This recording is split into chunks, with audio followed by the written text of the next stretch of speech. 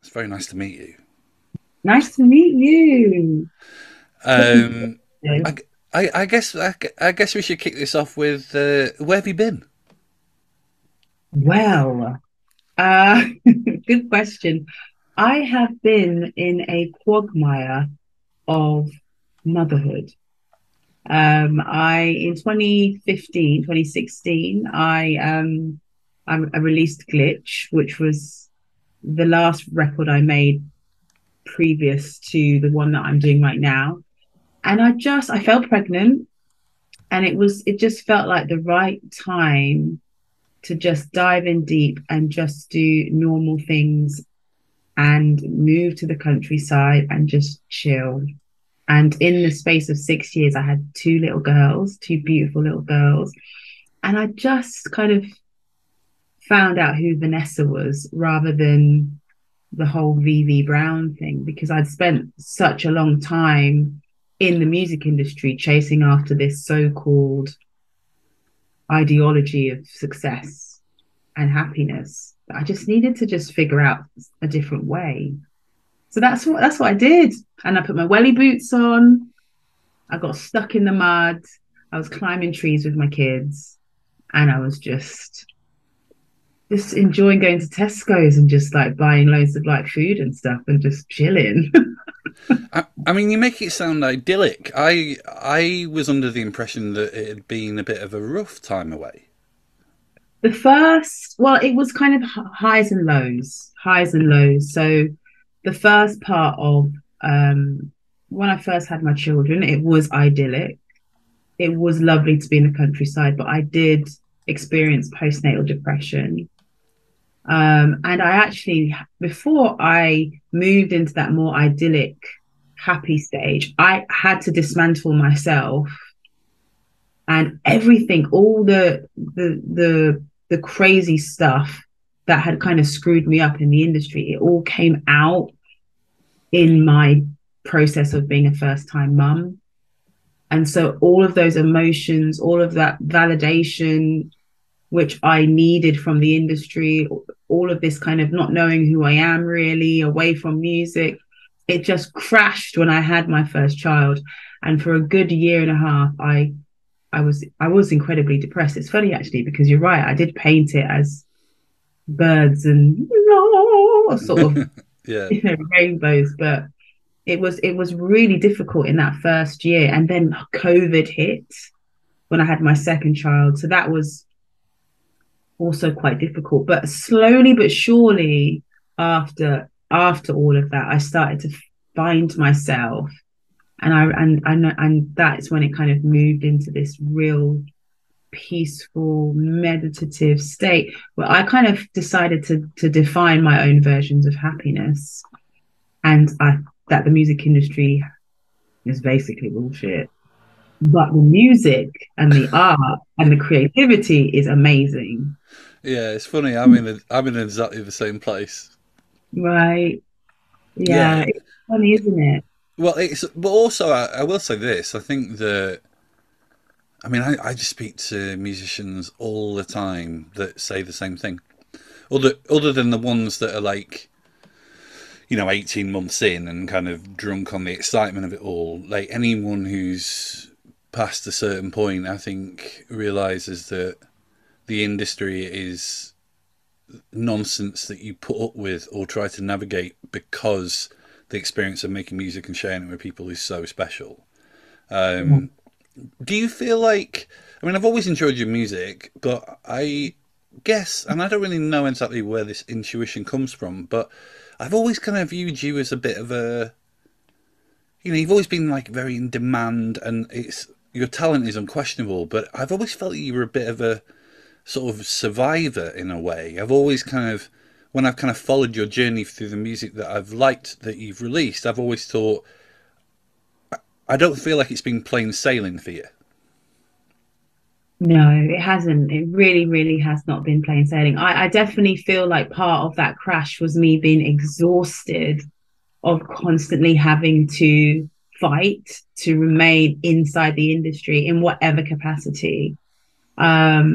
and it was exhausting trying to have a voice. I always felt like I was treading water. And I always kind of felt like I was on the outside of the circle as well. Like I never felt like I was quite in the cool crowd or quite in the mega pop crowd, or I just felt like I was on this island on the side that was just about near to it. And so sometimes it did feel a bit frustrating and lonely and exhausting. So it has been a slog. I mean, I can't complain too much because I have had successes, and there are lots of artists out there, who haven't had the opportunities that I've had. So I can't, I don't want to be a moany moan. Do you know what I mean? I've got to be grateful for the things that I've experienced. But it was a slog. And I think especially the stage where I went independent in 2013 when I started to release my own records, and I had this epiphany that, hold on a second, I want to own my masters. You know, that was a very liberating time because I could do what I wanted, and I wasn't accountable to any bureaucracy. But it was still exhausting trying to to do it. And you know what? I was so desperate back then to be accepted by the cool tastemaker kids or the cool radio plugger or the cool person of the time. I was such like, I was in that hipster world where I so wanted to be embraced by that particular community. And I don't know if I was or not, but all of that feeling has just gone. And it's so empowering now to just make music and not be a slave to that. Yeah, you said the word validation before, and I think, and I'm not wanting to project any of my stuff on you, but I feel a bit like one of my discoveries in recent years has been that my existence as a music journalist and a music journalist from the north of England with working class origins and etc. Like, I feel like I was so desperate for validation, which is why I've sort of picked up on you saying that. And in a weird way, when I got married, when I started to understand some of the mental health problems I had, when I got closer with my family, all of these things that like really matter, those things brought me validation as opposed to who would, see my name in print, for example, and I'm happier for it. Is that a little bit like what you're describing? Has that maybe come from your children? 150%, if the mathematics is correct. 100%. Someone actually sent me a message the other day because I still get these pop trolls that slide into my DMs. What do you mean? And that, I have these very dedicated people who love to tell me I'm a failure or I'm rubbish. What? I think there's a whole forum dedicated to VB Brown is a failure somewhere on the internet. But every now and then, these particular group of people will message me, and it used to really affect me because in a way it is a form of like online bullying. But now it doesn't. Course, yeah. And they sent me a message, and obviously I got this new record, and they said, "Oh, how does it feel to fail again because you haven't had a hit record?" Now, back in the day, that would have probably made me feel small and sad and depressed, and I'm would validate my worth by those stats. But I kind of wrote I tried to be as kind and positive as possible, and I said I've had hit records, and those hit records are my family, my husband, my home, my happiness, me in the garden playing with my children, my peace, my like you said, me getting to grips with my mental health. All those things are my hits for me now. And music is almost like a privilege. It's kind of something that I do as a privilege on the side, but then there's real life. Children change the game. Your family they just shift your priorities massively. Yeah, no, absolutely. But also, whoever is sending those messages, I'm sure it's not Beyonce sending those messages. Like, I'm sure whoever is sending those messages, isn't regularly played on Radio 1, or had Damon Albarn ask her to come and play Africa Express with him. Like, I'm sure whoever's sending those messages, I'm sure they're not someone who's sending them from a position of great achievement in their life. Like, what? Yeah, I don't know. I mean, I think that people hide behind screens. They probably are just a normal dude or girl, like just maybe a bit nervous about life and just venting their frustrations. I think I get it a bit.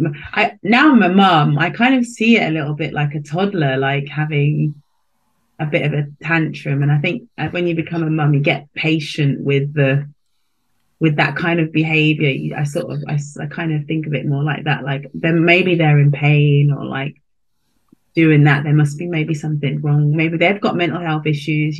People act up when they haven't dealt with stuff. So it's not nice, but you just have to kill it with kindness. I think that's just the way to go. I didn't Uh, used to do that. God, I used to go in the forums and write a whole load of stuff and go a bit like, oh, like stop saying these things. Like I'm not failing. I'm not failing. And now it's just different. It's how just how did you? I mean, we've talked about family and moving out to the country, but like, did you have any help to think differently about things like that? when it. Oh well. Yeah, I actually did therapy when I had the breakdown, and the therapy was like revolutionary to me. I had a bit of cognitive behavioral therapy and a bit of psychoanalysis therapy, and that was a game changer. I also think when we moved out of London, I moved closer to my family, like my mum and my dad and my brother and my three brothers and cousins and aunties, and it really grounded me. It was really nice to get out of London. I actually realized how anxious London made me feel, and how I was just in this aquarium of expectation and this rat race of defining my successes by these kind of numbers like flittering around in the air. And then I went back home and it was just good old fashioned real people. Even just getting out of the industry like that, it was nice to just have a chat on a bench in a park with just someone who was like a builder, like just normal good stuff. And it slowly just started to weld into myself, my being, and I much prefer being in those real environments than going to a wanky party. Yeah. It's just so much more wholesome and real. And so, yeah, all of that stuff helped me so much to realize what I wanted and who I was, and that the music industry is delusion. There's an amazing book. I don't know whether you know of it. Do you know a book called "Is This Okay" by a writer called Harriet Gibson? I've heard of it, but I haven't read it, but I've heard. I interviewed her on the podcast recently. She was a journalist, kind of from my era for NME and Q, and she worked at the Guardian for a long time. And it's kind of about how the music industry sent her potty, kind of women, like people pitting women against women.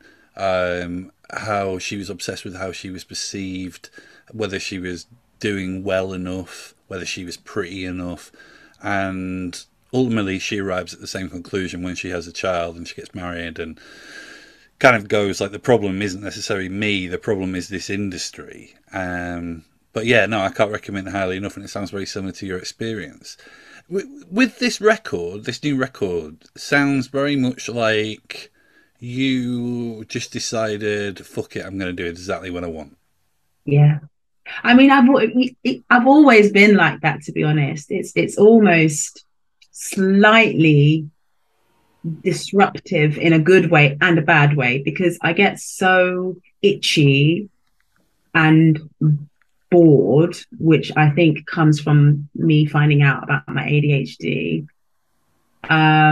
but I'm so inquisitive about music and sound, and I love music from all different genres, that for me, every album is like a universe. Like I'm building a new universe. And the industry kind of restricts you from being able to have that freedom, because when you have a record that's successful, the politics and the business and the commerce comes in, where you have to almost repeat that methodology to make money. And so for me, I've always been one to just take a bit of a risk and just do what I want to do, because I want to explore. I genuinely see it like I'm putting on a helmet and going into a rocket and flying to another planet, and I want to gather all of these new sounds and these colors, these ideals that you've never seen me do before, and present it to you so I can take you into this new universe.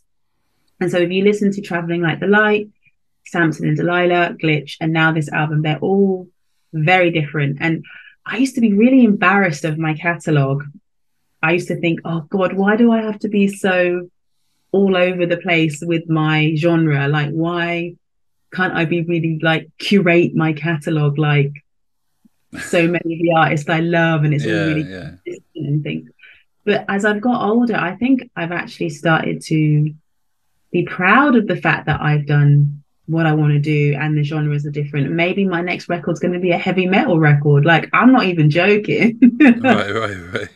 You You know, know, yeah. Well, I always think I always feel like the beauty is in the doing, and I think that sometimes that search for perfection, or that search for, I mean, I certainly don't find it very conducive to creativity.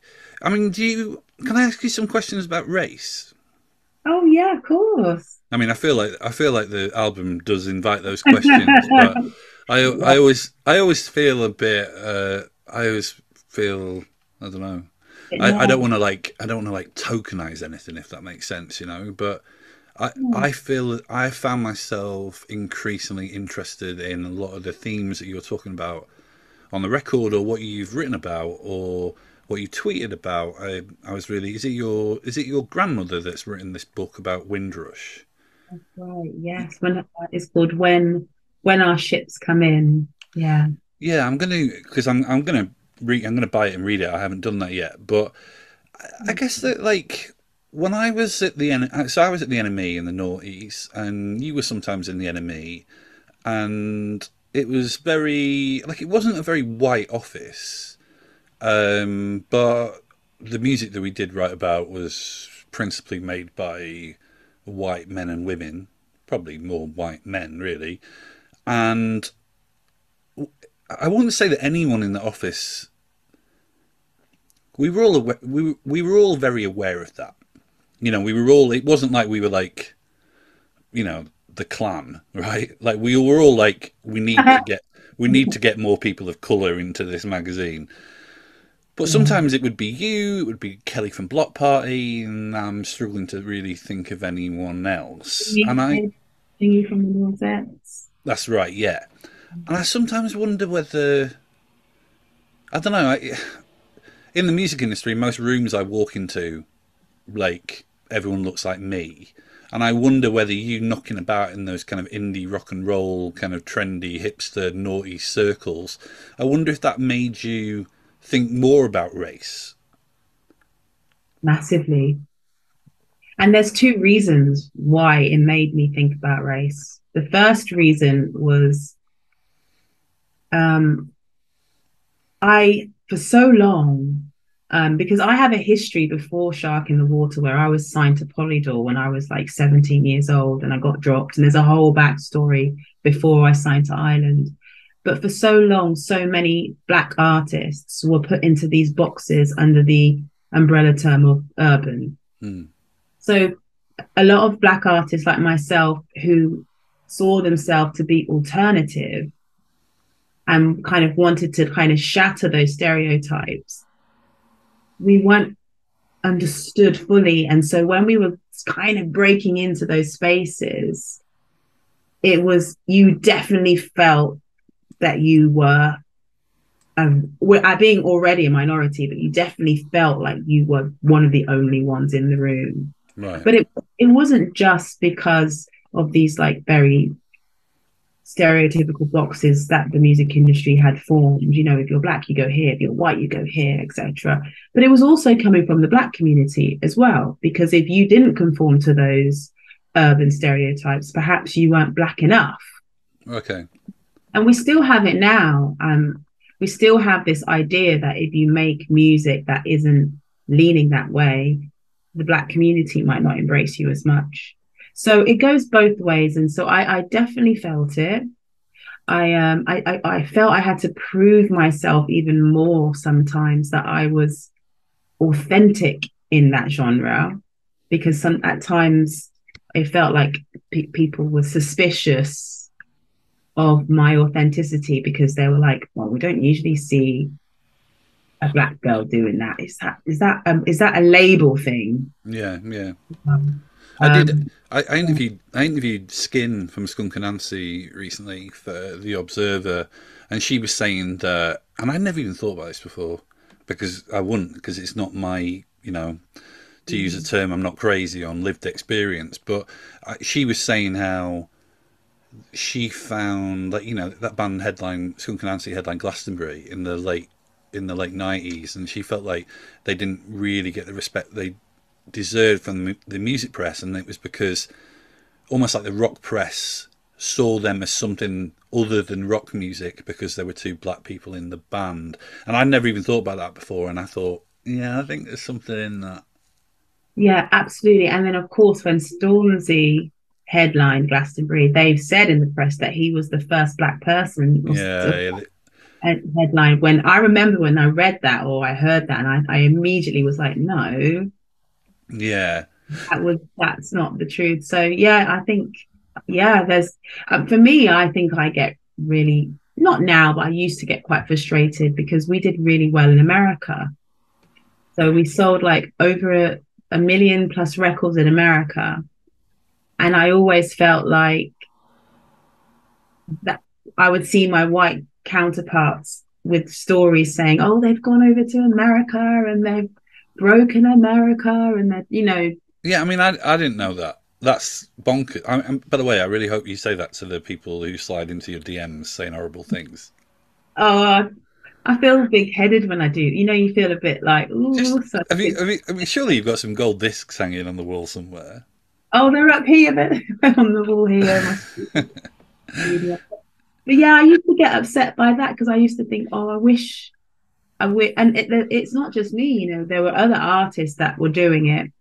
And I just sometimes I thought, oh, why won't they celebrate our successes when they're happening? Yeah, I'm British too. Like, I'm waving the flag of Britain. Like, I love my country, even though it has its flaws. But I'm proud to be British. Like, I've gone overseas. Like, please, can you just mention it or whatever? So that used to frustrate me. It doesn't frustrate me now, but it used to.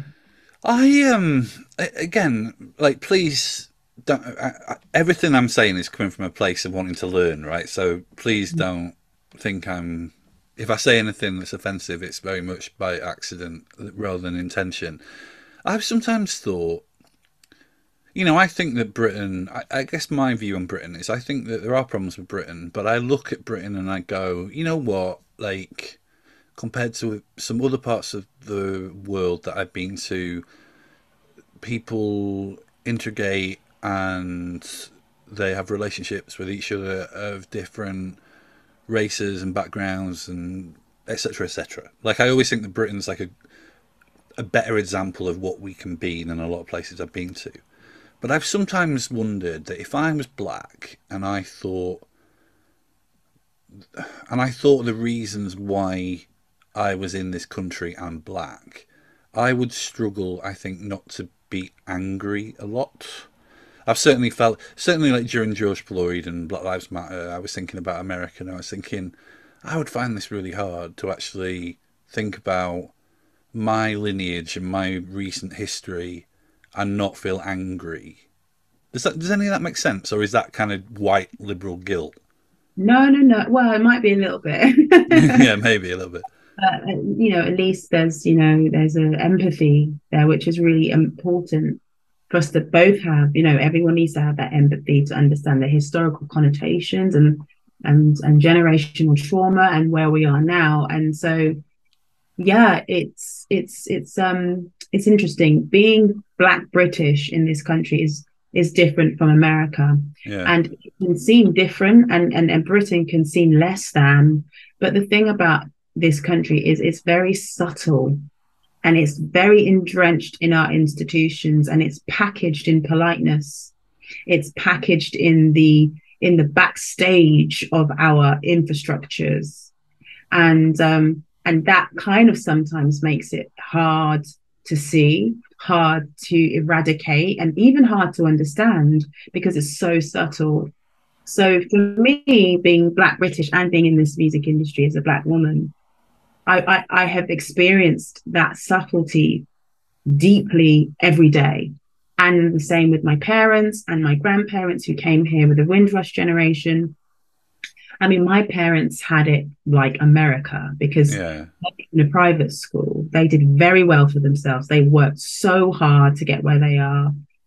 And it was a juxtaposition to have a Black educated couple run an institution that is predominantly associated with white elitism. So Yeah. we had in our village where I lived, literally neighbors blocking my parents' car and using the N word and whispering it at them in their window. And I was the 6, 7, 8 year old watching this happen.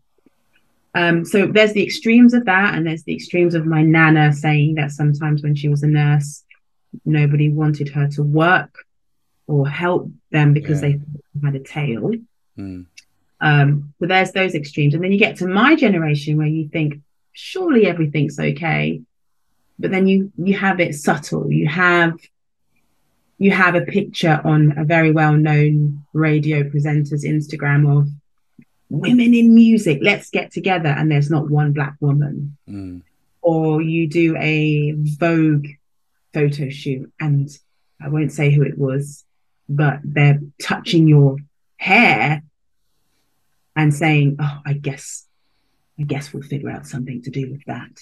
And then they walk away, you know. Can you explain the sensitivities about Black women's hair? I guess it's something I don't totally understand.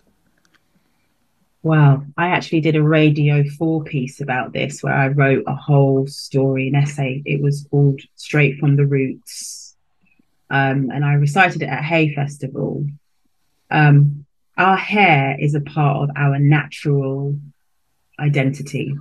And over time, we have Europeanized ourselves in order to assimilate into white culture. The beauty standards have told us that being white is more beautiful, is more attractive. Even now, as I'm talking to you, I have straightened hair.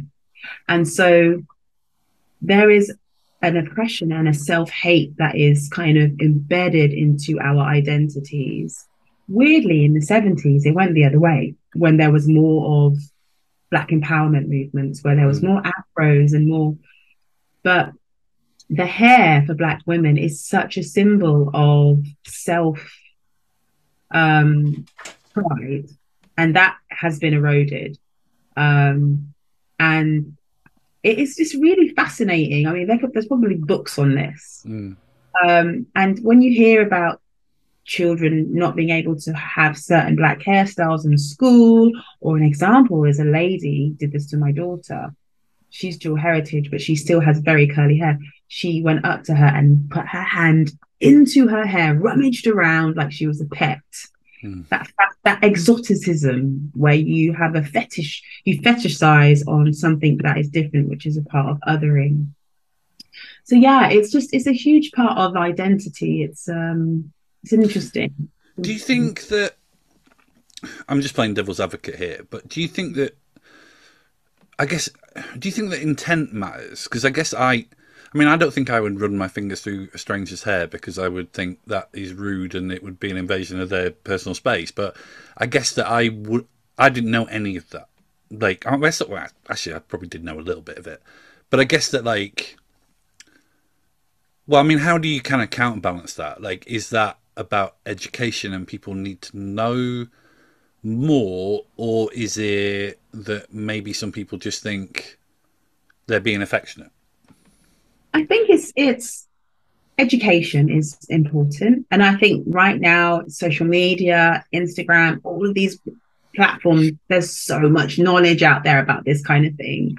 It's also reflecting back on yourself and asking the question, how would I feel if that happened to me? Is this behavior a form of othering and making this person feel like they are different from me when we're not? I mean, I'm married to a white guy, right? And he had to go through the whole process of learning about this stuff through our relationship, things Mm. he had no clue about. And that education and interacting with other people that don't look like you start to learn other people's lived experiences. Like my husband, like he now has seen things where he was like, "Oh my God, I can't believe that happened to you, Ness. Like if I didn't love you and know you, I would have never seen that microaggression. That was insane. It kind of blew his brains apart that by being with me, he saw it. And so I think interaction, empathy, education, talking to each other just like we are today is all part of us just shattering these boxes. So in the end, we all just become one human race basically who celebrates our cultural differences, because culture is beautiful. We celebrate medieval culture. Like I love the fact that I've learned so much about the good side of British history from my husband, which I love, I'm fascinated by. And he also is learning about all of my history, and we come together and it's great. And I think it will then turn from being, oh, I thought I was being affectionate, to, oh, I get it. I get it now. And so that's powerful. And it's beautiful as well when you get to that place of Do you understanding. do you think that can I keep playing devil's advocate for a minute? Yeah. Do you think that and again this has to be couched by the fact that these are coming through my eyes and maybe not the eyes that see everything that they should see because of my own experiences, but I sometimes feel like the conversation that we're having about race right now Mhm. actually has made us more divided than together. I feel a little bit like, I grew up in the 90s and I'm a big football fan. And when I looked at the England team and the fact they were full of white men and black men, I remember thinking, and it was under the flag of England, I thought there was something really beautiful about that. I guess that when I grew up, I used to watch, I'm obsessed with Jim Henson and Sesame Street and stuff. And I used to look at it and Me too. I used to look at it and be like, that's what the world needs to be. Do you know what I mean? It's like all of us together. And I sometimes wonder a little bit whether we've lost that or that's not where we're at. And I guess that kind of leads to another thing I was going to ask you is I've read you, I've seen you write about cultural appropriation. And I'm really interested in cultural appropriation because my general view on culture is that it can't be gatekept. However, I also sometimes, if I've been at a music festival and seen a white girl running around with a Native American headdress, kind of thought, that's not a great look. You know what I mean? Yeah, I Yeah, get it. totally. Or I don't know why I'm just picking on women, but like, or a teenage girl in a sarong or whatever. Like, but I also feel a bit like culture is so Mm. fluid. Yeah, I think it's really important to have a distinction between celebrating culture and the evolution of culture and taking things from it and twisting it up. All of that stuff is great. Like I'm all about that. That's fine. But I think it's really important to us to respect the historical connotations of culture, where they come from, what the message is, the meaning of these symbols that you are using as toys in your escapade of creativity.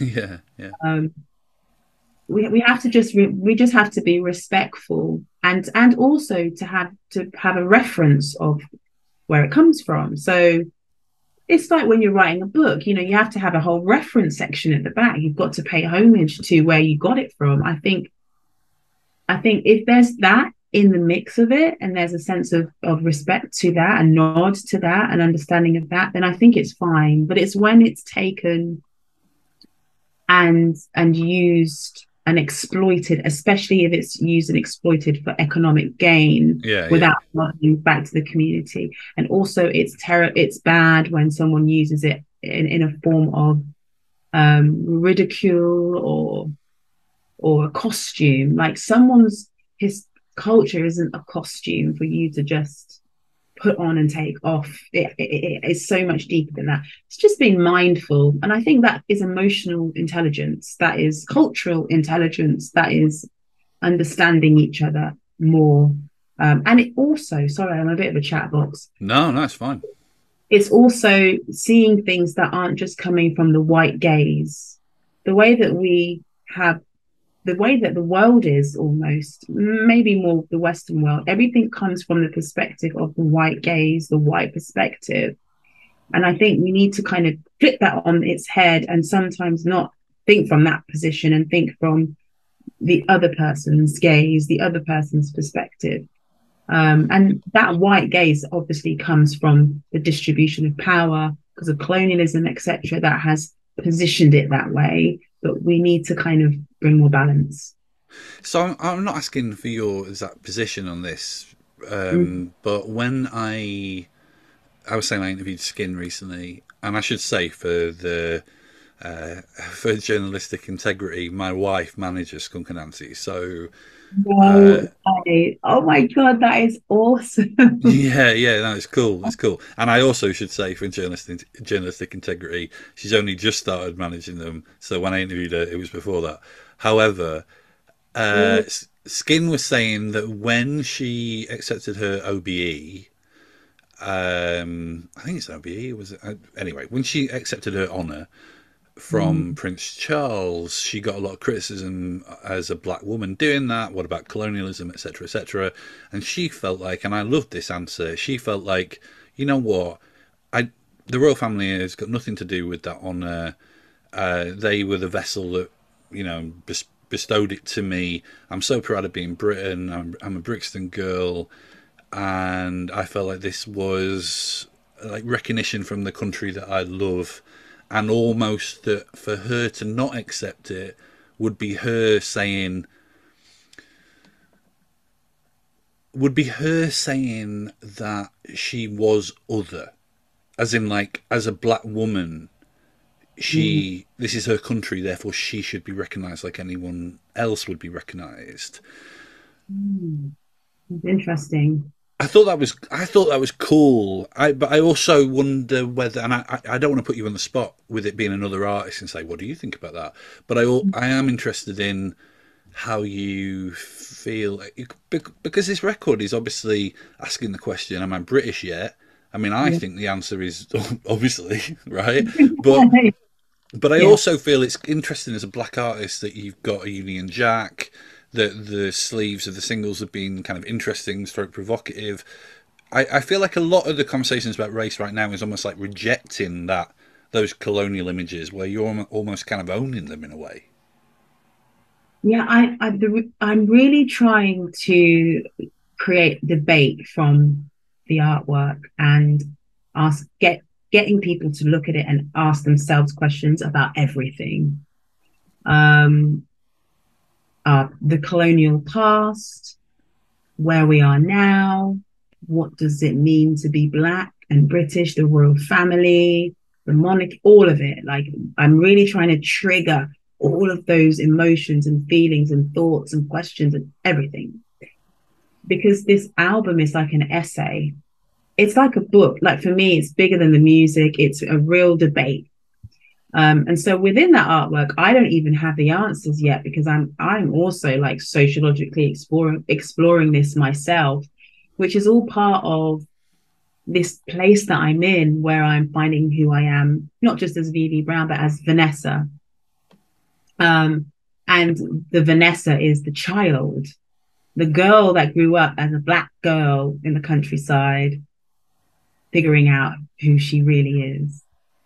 But when it comes to that answer about the OBE, it's a really interesting one because naturally I would have gravitated to me being a little bit apprehensive about the validation of the monarchy on my efforts, my successes, and very much like Benjamin Zephaniah, I probably might not accept it. Yeah.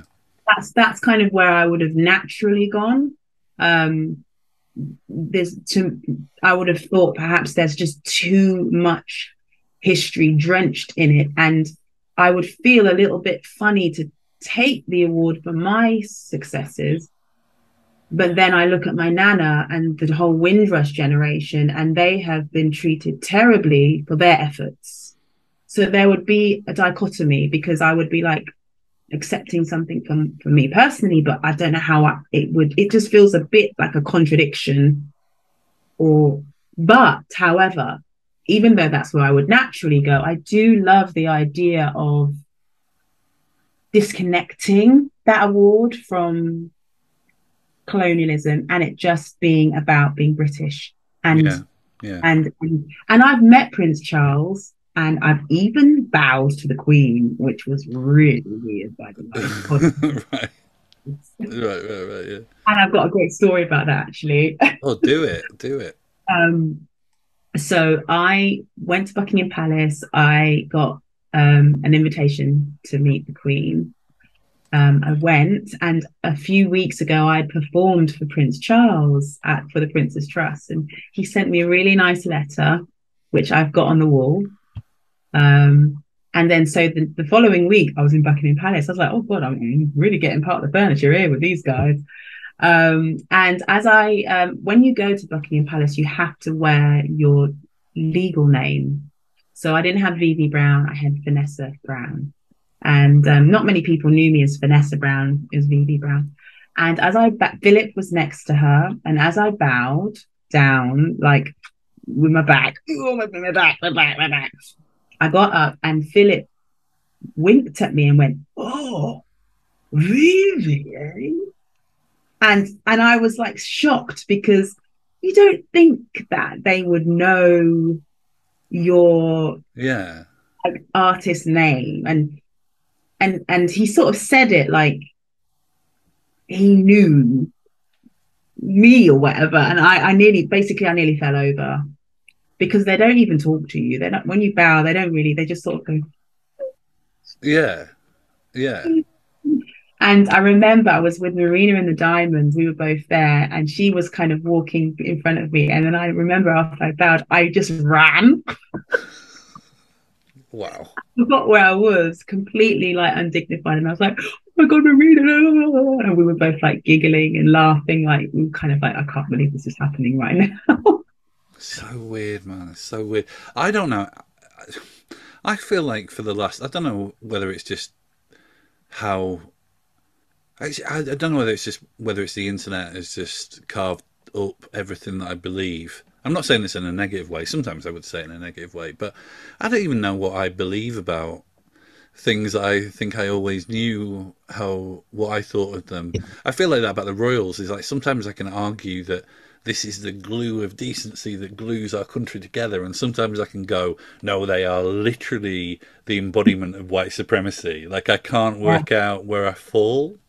I have the same struggles because I think it's really important to be proud of British history away from the stuff that wasn't very good. There's like some amazing things in British history, and the royal family are embedded in that in some capacity. It's such a dichotomy.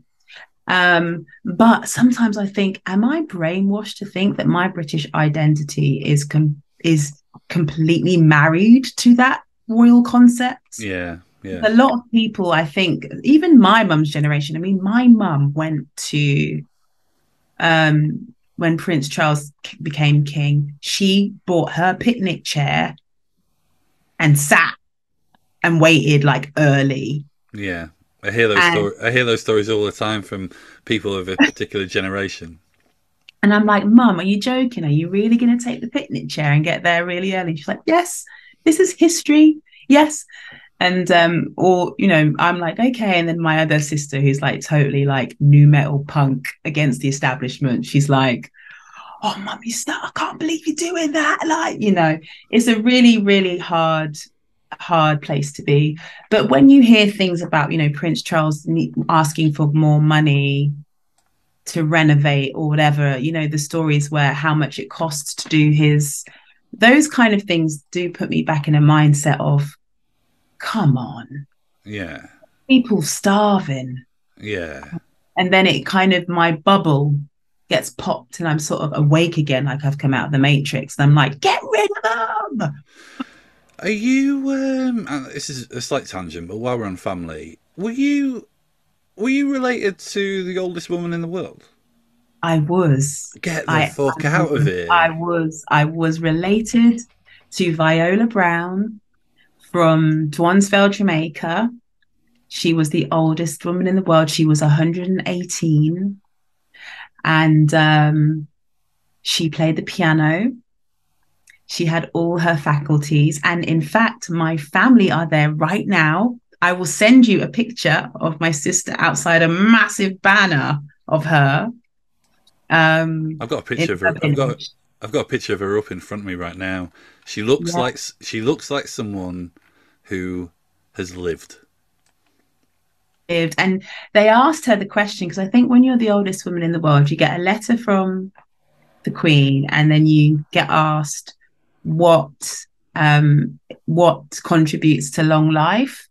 And I remember her answer was happiness and to eat fresh food or something like that. Very simple, but the simplicity goes back to what we were saying about when we left the music industry and we kind of found happiness in like normality. It really is kind of those simple things. But yeah, I mean, me and my husband were trying to go out there to do like a mini documentary before she passed. Just mad that she's seen all of this like technology. Like she was around when Queen Victoria fucking hell so she's seen, think of all the technological advances she's gone through, and she had an iPad. And it's just, oh God, I sometimes think, am I going to live that long? Because she's. Well, I was just thinking that I've got my mum staying for a couple of days, and she's 70, so she talks quite a lot about kind of the end days. I mean, she's a very young 70. She's going to be around for a long time, I'm sure. But my auntie was 95, and I always kind of think, oh, you know what, my mum's side is pretty good stock. But God, I wonder what your record will sound like when you're 117. Oh my God! I tell you what, it's going to sound like, mate. It's going to sound so different because we're going to be taken over by AI. Listen, I can't do another conversation about AI. I did an episode recently with a guy called Andy Sizek, who is he's in I suppose you'd call him like a sort of a tech metal band called Monuments. Really interesting guy. He has OCD. I have OCD. So we were talking about OCD quite a bit. And then he said, how do you feel about AI? And I went off on a rant. He went off on a rant. And I ended it just feeling so disheartened. And I've actually slightly come to a good place with AI. I feel like when you think about AI, but forget the fact that you're creative and make a living from creativity, it's actually very exciting. It's only when you think, is it going to replace what we do? I think it's scary because we don't have the right infrastructure yet to make sure that we can protect copyright infringement and to make sure that the artists aren't being exploited. Yeah. I'm on the board of PRS, where we are talking about all of these things all the time. And today I was literally in a 5-hour meeting where 2 hours of that was talking about how we can start putting infrastructure in place to make sure that AI can be safe, it can be legal, it can be a way to be creative. I think once we get that in place, the fear will go and we can start innovating. with Yeah. it. I mean, people are already innovating. I mean, look at Grimes. She's embracing it, like, and she's not afraid of it. But I'm definitely afraid of it. I'm afraid of the quantum computer. I'm obsessed with this. I watch documentaries every single day about this. Listen, Honestly. Can I plug listen. this in quickly? Is that all right? Well, I was just about to say, because we're a shade off being an hour, and I don't normally go more than an hour. I'm going to propose, if this is all right with you, with the record not being out until. It's gonna go. Hold on. Sorry, I'm really sorry. Okay. Okay, hold on. Do you edit it or do you like it free flowing? Well, Sorry. I do edit it, but I'm probably going to keep this in because it's funny. Okay then. Well, all I was gonna say is, because we are almost at an hour, and that's normally where I knock off. With the record, your record's not out. Is it October? Yeah, so it's October 26th or whatever the Friday is in that week. Well, I just felt like, because you had just alluded to all sorts of strangeness, quantum computing and such like, and I'm fascinated by all that stuff. I was wondering, do you want to do a part two in maybe a month or so? Oh my God, I'd love to. You're so easy to talk to. I'm really enjoying this. So I'd love to do a part two. And what do you want to talk about? What, AI, quantum computing, all of it? I mean, I absolutely can talk about AI all day long. I've spent all day watching the US UFO congressional hearings, so I'm full of all sorts of high strange at the moment. But you've got my email, so let's reconvene in a month or so. Amazing. I'm a nerd, so I am going to be doing my absolute I'm going to come correct. You're going to have studies, essays, everything, law, everything. That's the Amazing. Jamaican. Amazing. Listen, Vanessa, it's been so nice to speak to you. I will be in touch, and we'll do a part two soon. Brilliant. All right, you take care. Take care.